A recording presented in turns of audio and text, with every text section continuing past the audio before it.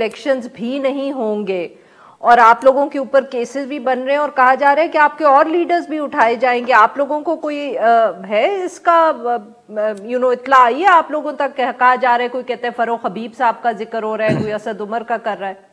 جن لوگوں پہ جو آپ کے اوپر دہشت گردی کر رہے ہیں ان کو تو احسان اللہ احسان جیسے لوگوں کو D G I S P are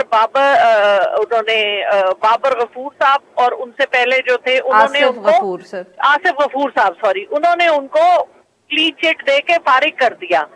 اور یہاں پر حالات یہ ہیں کہ ٹیررزم کے کیسز عمران خان پہ ہیں، عامر کیانی پہ ہیں، طارق شفیع پہ ہیں، حامد زمان پہ ہیں، سیف اللہ نیازی پہ ہیں، فیصل اصلی ٹیررسٹ تو یہ لوگ ہیں، وہ تھوڑی ہیں جو پشاور میں 100 لوگوں کو کل جنہوں نے خود کش حملے میں مارا ہے۔ نہ اس ملک میں جو ظالم ہے، جو جس کو سزا ملنی چاہیے اس کو ہم کھلی چھٹی دے کے لندن یا امریکہ بھیج دیتے ہیں یا ترکی بھیج دیتے ہیں، اور جو بے گناہ لوگ ہوتے ہیں ان کو ہم پکڑ کے ان کو ذلیل کرتے ہیں۔ تو یہ تو یہاں کا سکہ رائج الوقت ہے، اس کو کون کنٹیسٹ کر سکتا ہے؟ کیونکہ اس کے یہ حالانکہ اصل غدار تو شاہد خاقان عباسی صاحب تھے، احسن اقبال صاحب تھے۔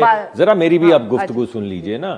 اور جن کی گاڑی میں 23 کلو ہیروین رکھ کے ان کو سزائے موت کی کال کوٹری میں ڈالا تھا وہ تھے، یا خواجہ سعد رفیق تھے، یا مفتاح اسماعیل صاحب تھے، یا خواجہ سلمان رفیق صاحب تھے؟ نہیں، وہ تھے غدار، یہ تھوڑی ہے غدار۔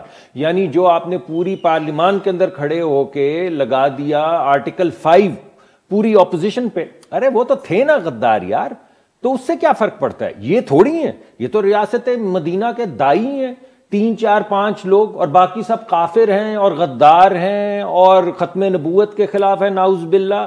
اس وجہ سے ان کی بات آپ سن لیجئے اور یہ مان لیجئے